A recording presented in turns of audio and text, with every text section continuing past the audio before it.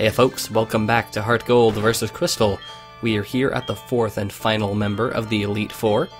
This is Karen. She uses Dark-type Pokemon, and she looks a lot like Agatha from the first generation, but slightly different hair color. Anyway, Karen is interesting kind of because she uses the Dark-type. Dark-type isn't used all that much by bosses and big NPCs. There are 2 Elite Four members that use it, and 0 gyms. It's rather rare.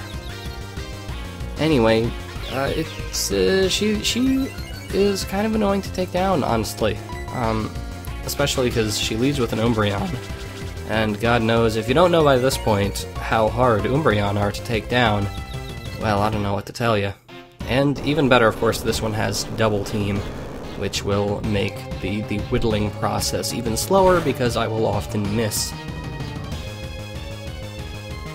Now, I could go for a mirror match, but you really don't want to see that. That would probably be the most tedious thing yet, and we've had some pretty tedious things so far in this playthrough. Anyway, getting that Swords Dance in and getting lucky with the accuracy managed to make that not too tough of an endeavor. But Umbreon's kind of one that you'll want to bring out the big guns for. Dark has some kind of weird weaknesses, and it helps that not all for Pokemon are actually Dark-type. This is a Vileplume, it's Grass Poison, use Fire, or Psychic, or other things like that. Or Flying in my case. Dark is weird. The 2 weaknesses that stand out in my mind, I'm probably forgetting one because I always forget one. The ones I remember are Fighting and Bug, and those are both rather scarce in the good no drawback move department. If you have like Aura Sphere by now, or Cross Chop or something along those lines, those are good. If you have something with Mega Horn, that'll be good. But overall, it's not like you have a bunch of options like you do with, say, Water-type moves. So you'll have to be a little bit crafty. Sometimes you'll just have to use Brute Force. Anyway, using Flamethrower here, because I'm cool like that. Pretty much. Of course, you can see looking ahead that I won't have Flamethrower in Crystal, so I'll have to do something different there. But for now, Flamethrower worked out fairly well. Now we have Gengar. Again, not a Dark-type. She's had a Dark-type and 2 Poison-types so far, so that's kind of another thing she has in common with Agatha. She has a bunch of Poison-types rather than Pokemon of her actual type. Anyway, this Gengar fooled me so bad.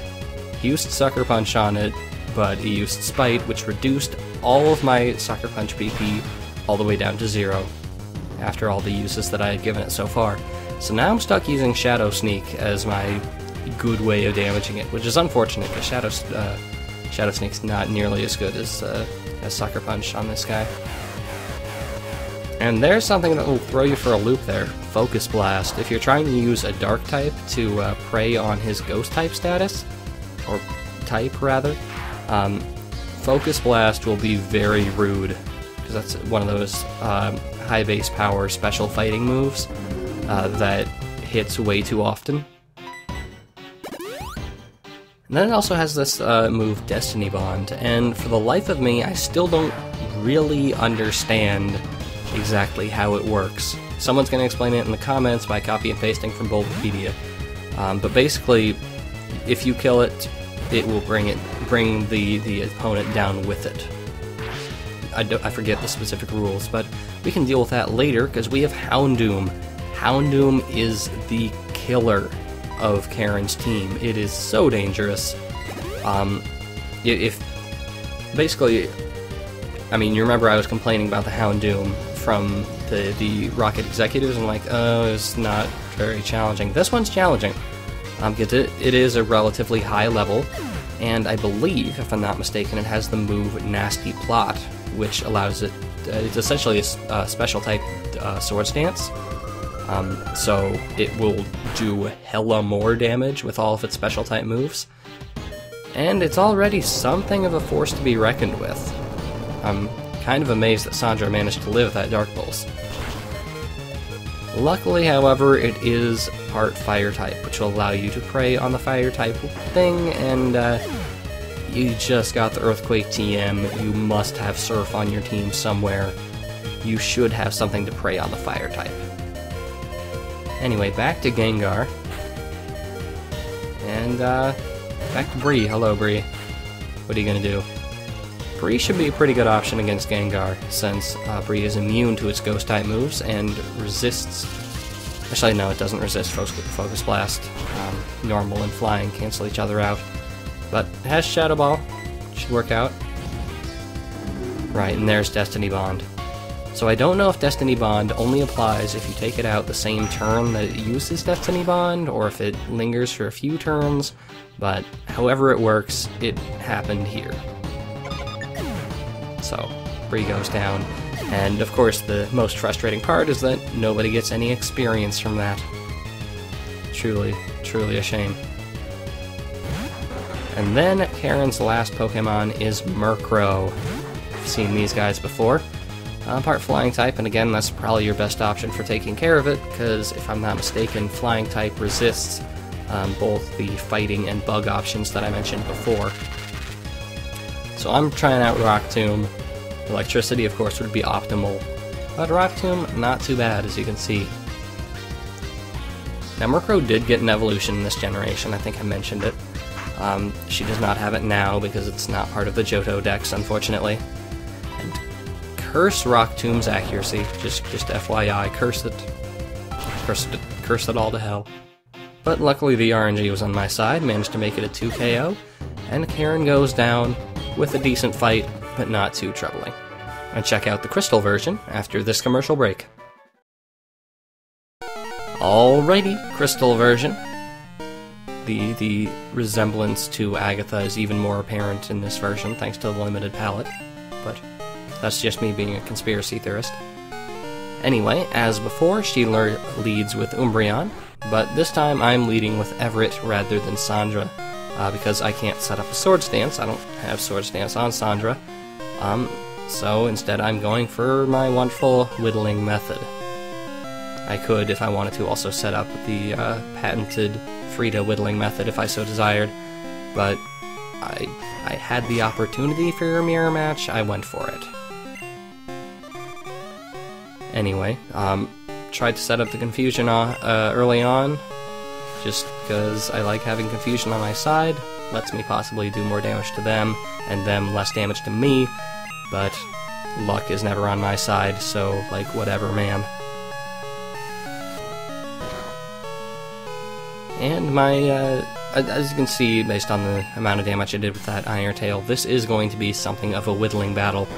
I was hoping that I might be able to use Iron Tail to lower the defenses of that Umbreon and hopefully get it to go down more quickly when it inevitably uses a full restore or something. But good lord, you just keep interrupting by breaking out of confusion way too quickly. I don't know what is up with this guy. What a jerk. Hey, there we go. Now, honestly, I think Iron Tail might also have been my most powerful option. Maybe outdone by, like, 2 damage points by return, if return is maxed out by this point. Oh god damn it, Umbreon, I don't want to make this into like an actual mirror match where everybody's confused. But yeah, even with Stab, Feint Attack would not do as much damage as Iron Tail.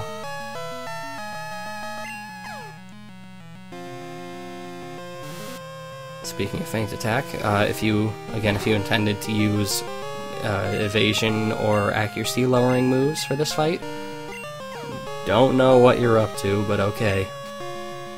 Anyway, doesn't seem to want to use a healing item for whatever reason, perhaps saving it for the more dangerous members of her team, but that's all the better with me. That just lets me take care of Umbreon after this little whittling session, and let it be known that Everett is, by many, many stretches of the imagination, superior to supposedly equal or greater creatures. For level difference, not necessarily a bad thing. Anyway, as before, we have a Vileplume, looking much more dark in this generation. It's like looking into the soul of evil. And as I mentioned when we were fighting it in HeartGold, we don't have Flamethrower on our side this time, which means either Fly or an extremely lucky Metronome is our only real option against it. And I decided to go for Metronome because, hey, you know, I got a super effective attack. It was not very good, but whatever. Anyway, as you can see, Vileplume likes to use Petal Dance, and Petal Dance is kind of a grass-type Outrage. Outrage being a move that does extreme damage for several turns and then confuses the user. And that could actually work to my advantage with Fly, since I'll be up in the air for one of those 2 to 3 turns. That allows me to avoid some of that damage and get it to the confusion stage with me taking less overall damage. Of course, that's if confusion plays nice and if the AI plays nice, and of course it never, ever does. As you can see, Fly, definitely not a great source of damage, and also screw you, Moonlight. That's another thing that'll haunt my nightmares. Moonlight is like Synthesis, and like Morning Sun and a couple other moves that are essentially the user restores 50% of their full HP upon using it. And that's kind of really annoying, actually. Because Bree isn't doing enough damage per turn to compensate for that. It can heal essentially 2 turns worth of damage automatically. And that's frustrating. And of course, Fly has locked me into a bad situation here. Am I gonna go for it? Yeah. If I had gotten lucky, it could have hurt itself, and I would get the final hit in. Didn't happen.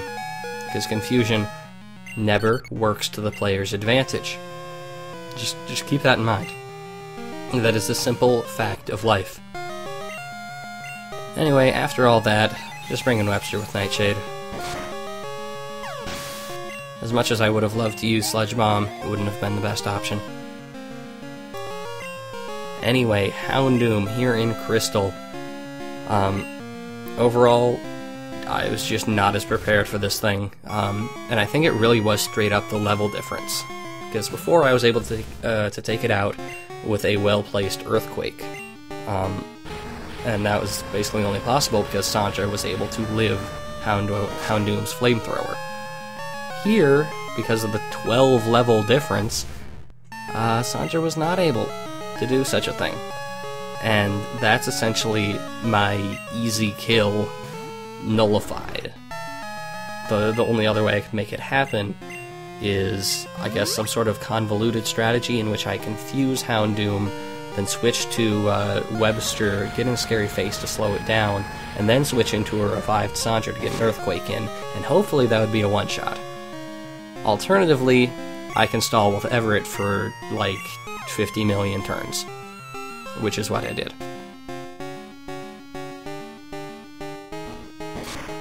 Yeah, I don't think it's actually any more difficult, it's probably easier, but I just was not as well prepared, unfortunately. Could really use like a speed boosting move on somebody. That'd be really useful. Anyway, time for Murkrow. No Rock Tomb. That means Everett comes in and whittles it. Ain't that just the most compelling and tactical strategy you have ever seen? I mean, there is a certain amount of, like, artistic merit and fittingness to having Everett, the Dark-type, take down Karen, the Dark-type Elite Four member, but seriously, guys. Come on, guys. It's just Everett doing his thing, basically. Now, I can say, if nothing else, working to get Everett up to high enough happiness and evolving him, totally worth it. Anyway, last Pokemon is Gengar, and like many of the Gengars in this game, it likes to use Curse, and that of course makes my job much, much easier. Not quite as easy as I wanted it to be, but still, no problemo. I'm gonna look at that. That is Lick. Lick. Not Shadow Ball. Lick. Why? I don't even know. Clearly for the paralysis, but that's not supposed to be reliable. It is reliable because the computer hates you, but that's just silly and ridiculous. I don't even know.